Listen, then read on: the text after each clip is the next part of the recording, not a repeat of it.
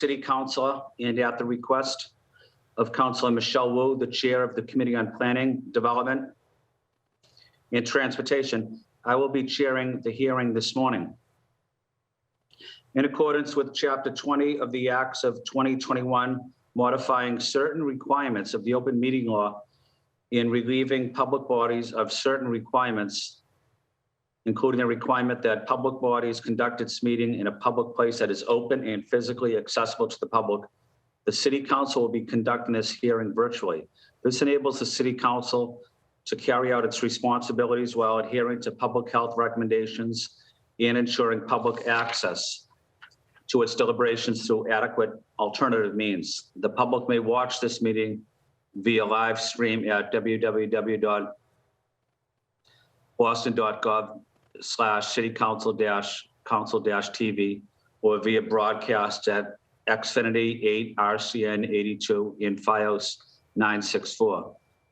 This public hearing is being recorded and live streamed on www.boston.gov/citycouncil-TV via broadcast and Xfinity. It will also be rebroadcast at a later date. Anyone that would like to testify on this matter, please email juan.lopez@boston.gov for the Zoom link. Today's hearing is on docket 0849. Docket 0849, message in order for your approval of the receipt of a preservation restriction agreement on 41 Melrose Street, Boston, Mass. 02116 by the Society of the Preservation of New England Antiques, DBA Historic New England. This matter is sponsored by the mayor and was referred to the Committee on Planning, Development, and Transportation on July 21st, 2021. At this time, I would like to recognize the panel that is here and that is testifying. John Cornish, who's the Director of Design Review, Boston Landmarks Commission, and Roseanne Foley, the Executive Director, Boston Landmarks Commission. Usually I would ask my council colleagues if they want to give an opening statement. I don't think they're here yet, but if they do, I will call on them. At this time, I would like to ask Joseph or Roseanne, whoever would like to go first, to provide an opening statement, and then we can take questions from my colleagues if necessary. So maybe Joseph or Roseanne, whoever would like to go first. Yeah, I'll be happy to. I'm Joe Cornish, the Director of Design Review for the Boston Landmarks Commission, and I hope everyone can hear me. Sorry about the masks. We're in an open office area, so we have to wear our masks. So I'll be as loud as I can. But we're here with a project where we're seeking the approval of a preservation restriction agreement to be held by the Society for the Preservation of New England Antiquities, doing business as Historic New England. And a preservation restriction agreement is a private agreement between a property owner and a qualified preservation easement holder. And in this case, Historic New England is a qualified holder of a preservation restriction agreement. And this is a private agreement between Historic New England and the property owner, where certain work is outlined in the agreement, which can and cannot take place without the prior review and approval of the preservation easement holding organization. And the reason we're seeking approval is through Massachusetts General Laws, Chapter 184, Section 32, which requires the approval of Boston, the City of Boston, and the Massachusetts Historic Commission to render this private agreement perpetual. If this was not approved by the Massachusetts Historic Commission or the City of Boston, this would be a term agreement which would expire in 30 years unless it was re-recorded by the Preservation Easement Holding Organization. And before I move on, Roseanne, was there anything you wanted to add? Thanks, Joe. You're the expert on this this kind of agreement. So, thanks. That was a great summary. Okay, I did submit a presentation. I don't know if that's available now. If someone has that available that shows the property. Warren or Kerry, can we put that on the screen? Is that what you'd like, Joe? For Yes, us to see it please. on the screen? Joe, before you continue, I'd like to recognize my colleague, City Councilor Kenzie Bork. At this time, Councilor Bork, would you like to offer an opening statement? Thank you so much, Councillor Flynn. Just to say, this is a property of personal interest to me because it's just a few doors down from 35 Melrose Street, where I grew up and my folks still live. But also, as people know, I'm a great proponent of historic preservation. I think preservation restrictions are an important way for us to preserve some of the features that are not protected under our historic districts. Especially when you talk about interiors and other things. And so, yeah, excited to learn more. Although it's a house I've passed my whole life, I don't know the details really about the property and the arrangement. So looking forward to that. And just as always, would thank Roseanne and Joe for their amazing work in this area. And thank you, Councillor Flynn, for sharing. Thank you, Councilor Bork. Sorry to interrupt, Joe, if you want to continue. Certainly. So I will just begin by saying on February 9th, 2021, the Boston Landmarks Commission recommended approval of the City of the Preservation Restriction Agreement. And Historic New England, I should be upfront to say that I managed this program before I became employed with the City of Boston. So I'm very familiar with the program, which is and has been a great way for Historic New England to extend its preservation of buildings throughout New England. And Historic New England currently holds 5 preservation restrictions on properties in Boston. Here are 3: the Charles Street Meeting House, Old West Church, and All Saints, Ashmont and Dorchester. And if we can have the next slide. And in July, this property at 59 Mount Vernon Street, we brought to the City Council for the approval of a preservation restriction on this property. So, this is probably familiar to some of the people on this call. But again, it's been a great way to, for this organization to further its preservation mission. So if we go to the next slide.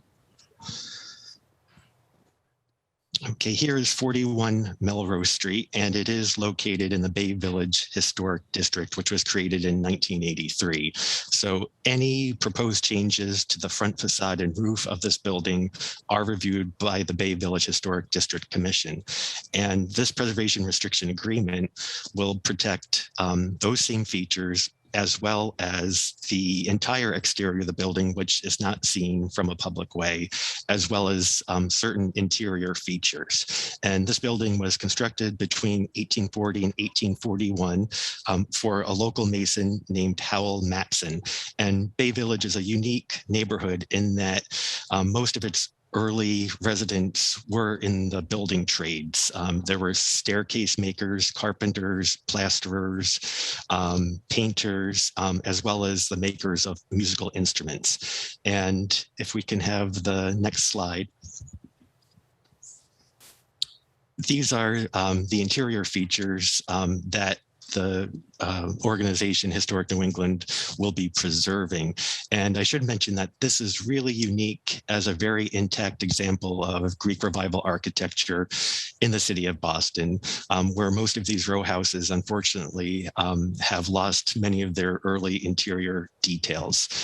So inside this building, the Preservation Restriction Agreement will protect woodwork, door hardware, and the staircases that you see here.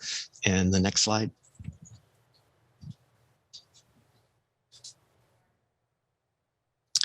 As well as the fireplaces in the building. These are the parlor doors on the first floor, and the moldings and woodwork around all the doors and baseboards and floorboards will be protected as part of this agreement. And next slide. Yeah, here are other examples. If you look very carefully, you can see the nice ornamentation at the corner blocks and window surrounds in this in this room. And if you look closely at the ceiling, this pressed tin ceiling is a later addition, probably from the later 19th century, but it will also be protected as part of this agreement. Next slide. More of the staircase that'll be protected. Next. More woodwork fireplaces. And next slide. Here's another view of another room. And next slide. And you can go through the rest of these fairly quickly. And here's a nice example of the features of the building that aren't visible from a public way that will now be protected. This tunnel that connects Melrose Street to the rear garden, and then this rear elevation of the building. So in approving this preservation restriction agreement, the city of Boston will have no responsibility in the enforcement of it. It is just a private agreement that fortunately will protect more of this building than is currently protected by the work of the Bay Village Historic District Commission. So with that, I can open it up for questions if people have questions. Thank you, Joseph. Welcome. The presentation you provided was very informative, and I know certainly to me educational, and I always take the opportunity when I'm chairing a meeting is to try to educate the public as well. I don't know all that much about this issue, although I'm fascinated by it. And I know the public is as well. So Joseph, can you tell us the agreement is between what parties? Yep, the current property owner and Historic New England, the not-for-profit organization. And when you say preservation restrictions, educate the public, please, on that term. What does that mean? Sure, it's a preservation tool, and some people may be familiar with the terms preservation easement or preservation covenants. Basically, they're somewhat similar. They are restrictions that are recorded at the Registry of Deeds, and they're binding on the current and all future owners. So it's some people refer to them as well as deed restrictions.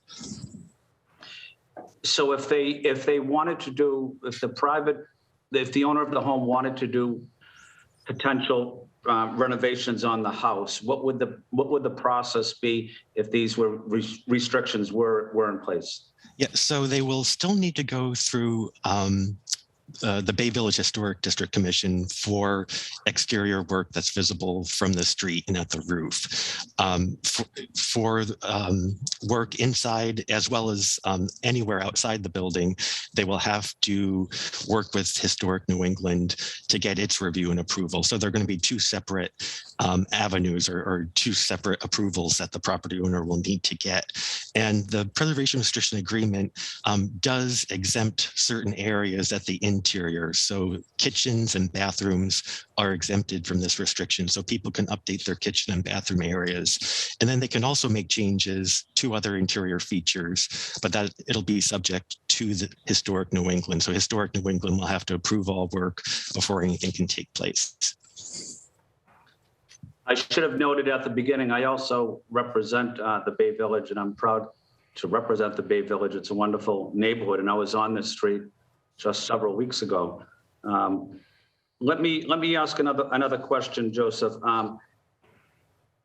Unfortunately, if there was a issue with the roof, say the roof is leaking and there was damage to the roof or damage to the structure, what would the process be for the owner to go about renovating, making improvements, dealing with that leaky roof, and how to deal with that type of emergency situation, I guess? Sure. So the preservation restriction agreement has certain insurance requirements. So they are the owner and current owners will be required to carry a certain amount of insurance on the property. So that will ensure that there is money for repairs. Again, if it's a leaky roof, they'll have to submit an application to the Bay Village Historic District Commission, which if it's an emergency repair and they can document there's water entering the building, we can approve their building permit. But they will separately have to go to Historic New England to seek a similar emergency repair. And Historic New England is unique in that it has paid full-time staff to enforce and work with the owners of these properties. So they do have the staff ability to respond quickly. So if it was more than emergency repairs, well, if they were doing emergency repairs and they needed to get it done immediately, but other improvements as well, would they need to go to the ZBA at all, or? Yeah, for anything, anything that would be zoning required, they would still have to meet all zoning requirements. But again, to go back to your question about emergencies, the preservation restriction agreement does allow them to do emergency repairs, but they have to contact Historic New England within a certain period of time to let them know what happened and what they've done temporarily to stabilize the structure. Okay. How many properties usually apply per year to seeking this type of preservation protection?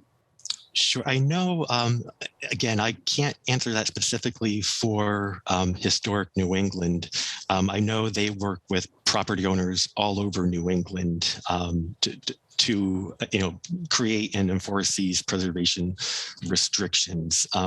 We get probably 2 or 3 a year to submit for approval by the city. So we had the house at 59 Mount Vernon Street. We have this one, 41 Melrose Street, and there'll be another one coming up soon in Hyde Park that we'll be seeking the approval for. So we probably have about 3 or 4 a year. And I guess my final question, I don't want to take up all the time because Council Barker's here too, but just on the space between the two houses, that leads from the front to the back, what's the significance of that? I know it's to get to the garden, but is that also used for bringing the trash barrels out? And what other type of issues call for that?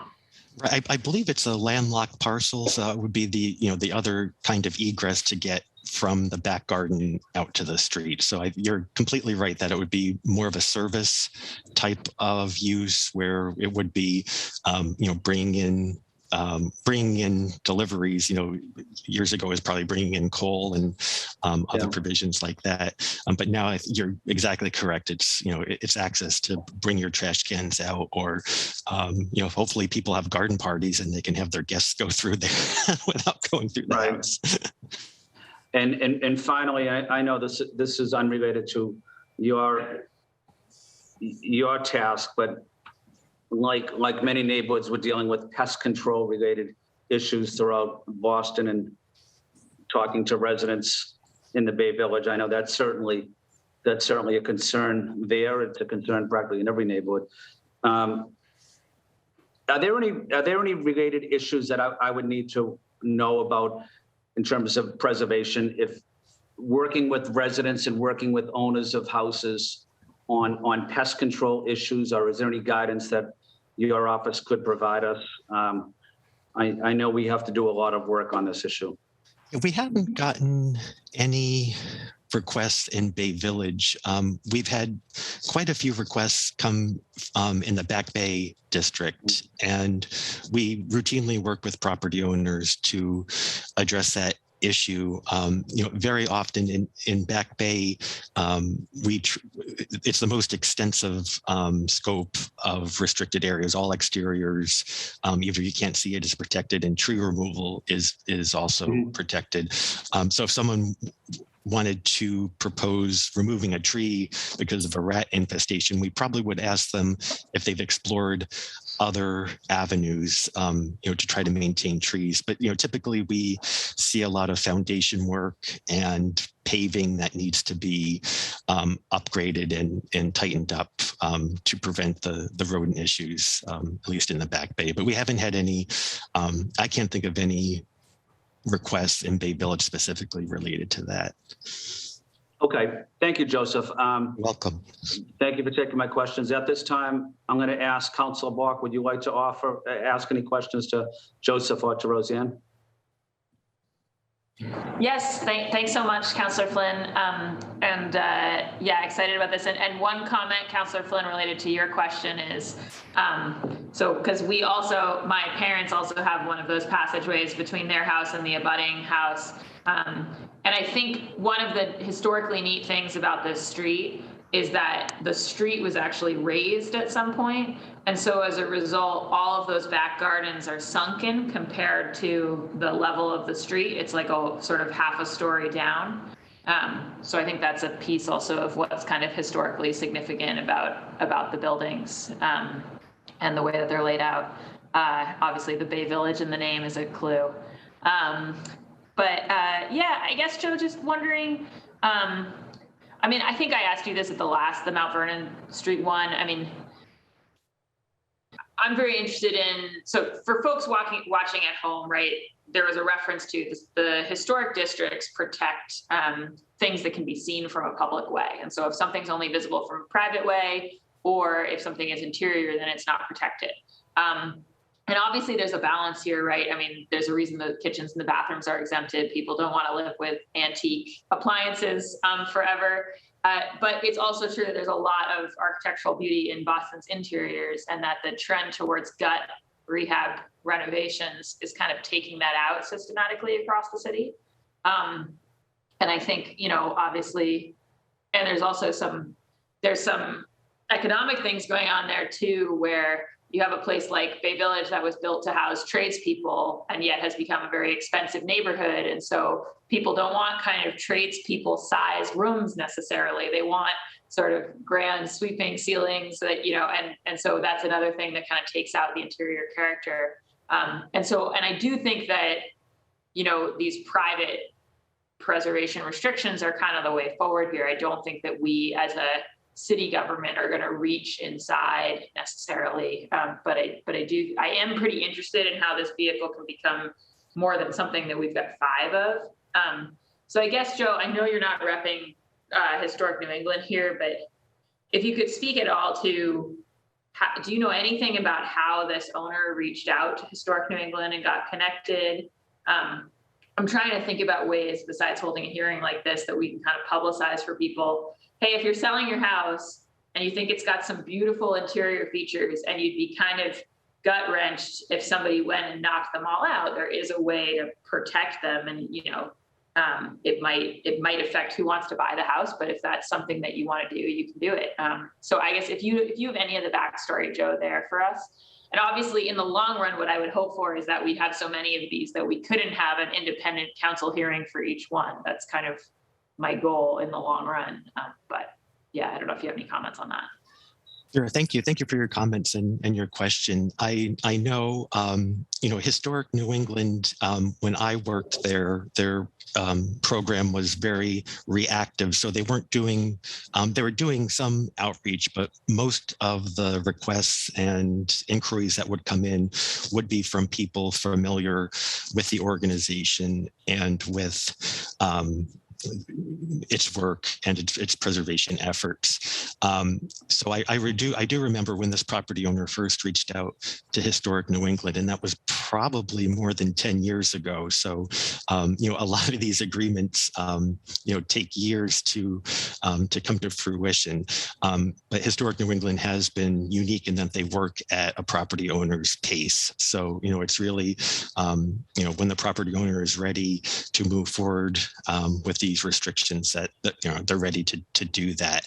I think the best thing we can do is to publicize these as much as we can. And we do do have a newsletter that we do put out quarterly. And when we do have these preservation restriction agreements approved, we do include an article about them. So I think anything that we can do to publicize, or when we have people inquiring about preserving an interior, that can be done in some cases as a interior landmark, a Boston designated landmark for an interior. But those are very unique. And I think for a building like this, if someone were to contact us, we would put them, we'd direct them to Historic New England or other easement holding organizations.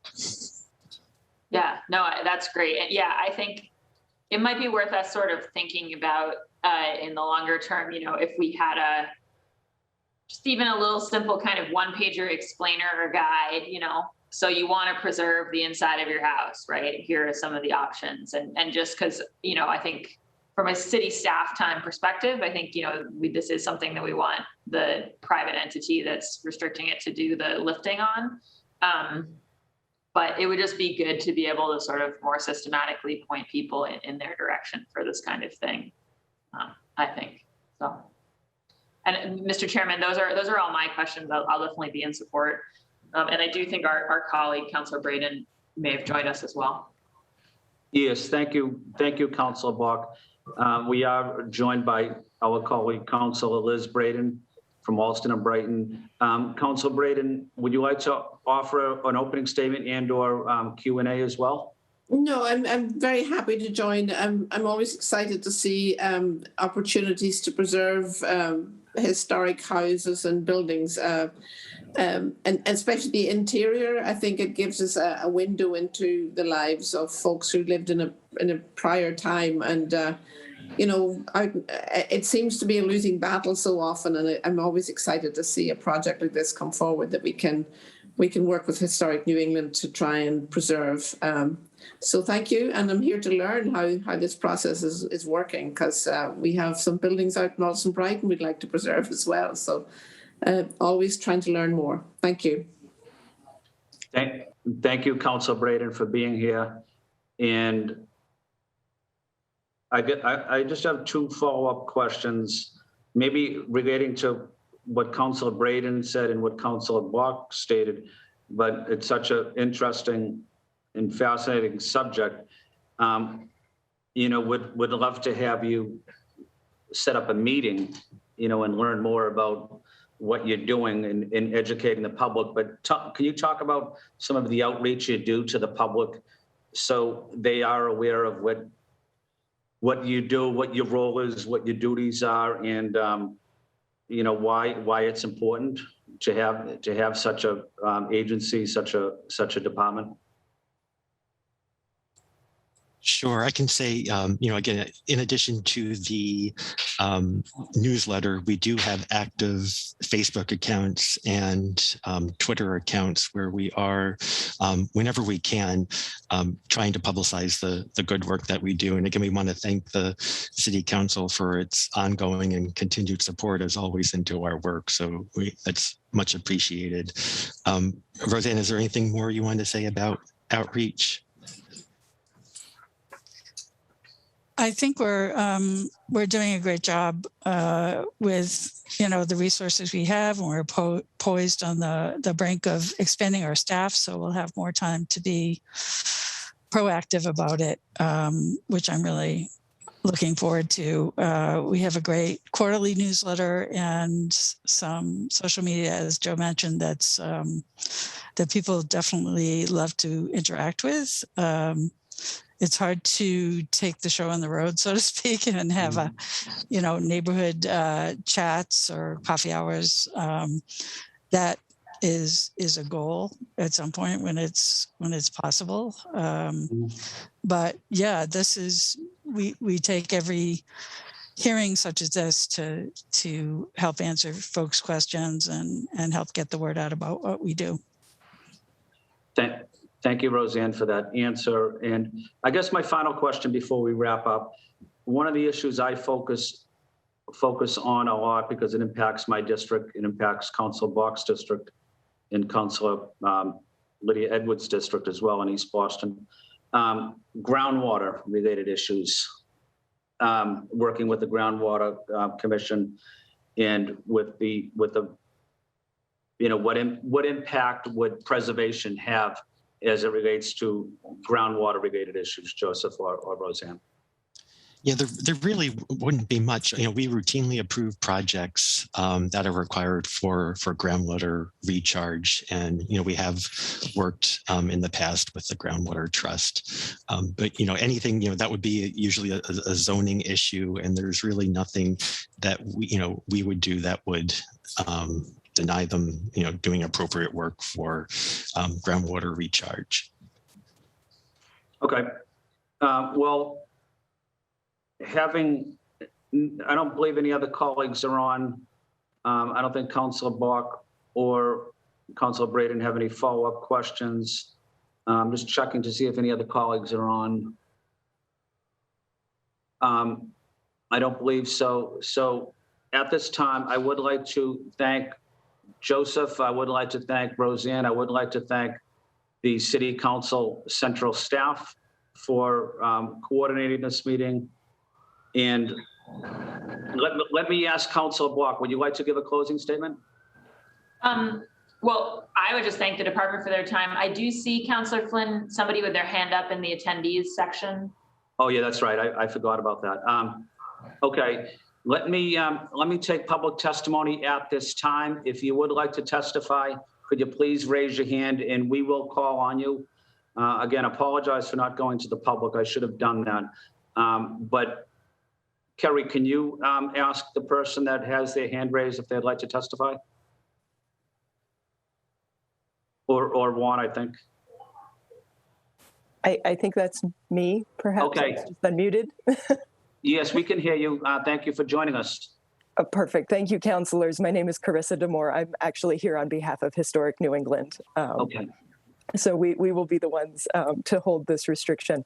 And I really appreciate your attention to it today. Joe, thank you for the wonderful summary of this project. It's a long time in the making. To Joe's point, this began actually 15 or 20 years ago in conversations with the current owner's parents that then transferred to him when the property transferred to him. So I know he will be very glad to see the project move forward. And I think he may be with us today. But Historic New England holds 116 preservation restrictions on properties across New England. And we take that responsibility very seriously, but it is a small program. It's a slow growing program. To your question, we only add maybe a couple of properties every year. And part of that is because of the extraordinary generosity that it takes to put a restriction like this on a property.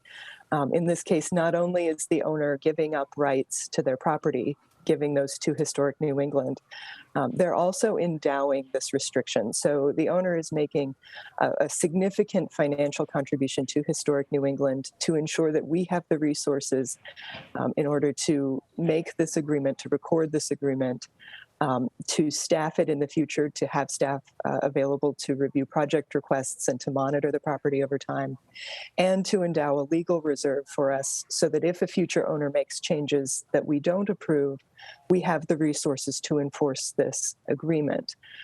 So one of the ways perhaps that Boston might consider, if you'd like to see expanded activity around preservation restrictions in the future, would be to consider alternative mechanisms for funding those restrictions. We are certainly happy to hold more of them to protect the very endangered interiors that are so significant around Boston. But it is a huge ask of owners to endow those agreements single-handedly. And there are other tools that we might be able to explore. So I just want to put that out there today for you all to consider in the future. And thank you again for your time today in considering this agreement. It's really a great property and represents something that we don't get to protect very often, which is the more working class side of the history. So thank you. Thank you, Carissa, and thank you for joining us, and your testimony was very helpful.